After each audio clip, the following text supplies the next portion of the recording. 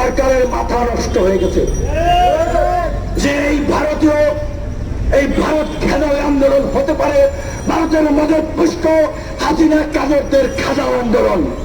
তাই আজকে মাথা নষ্ট।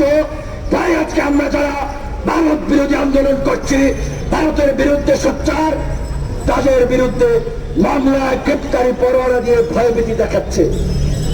ও বলছে ওই মামলা আমরা ওগুলা ধূর খেতা করি, মামলার গ্রেপ্তারি পরোয়ানা ওগুলা কেয়ার করি না।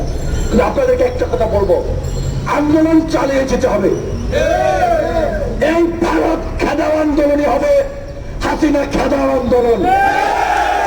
এই ভারত খেদাও আন্দোলনকেই ভারতীয় মদত পুষ্ট আওয়ামী লীগকে খেদানোর আন্দোলনে রূপান্তর করে ফ্যাসিবাদের পতন ঘটাতে হবে। এটা চিন্তা করেন, 28 অক্টোবর যদি ঘোষণা হইত, বন্ধুগণ আমরা বারবার শান্তিপূর্ণ ভাবে আন্দোলন করে আসছি, আমাদের দাবি দাওয়া জানিয়ে আসছি।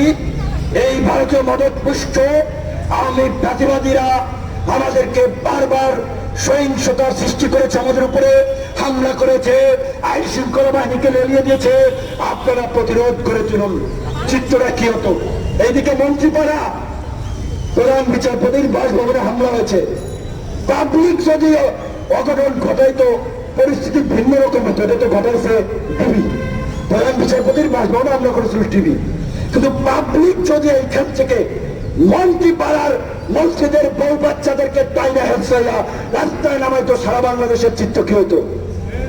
তো কাজে হয়েছে কৌশলের অভাব, নেতৃত্বের অভাব, যোগ্য নেতৃত্বের অভাব আন্দোলনের।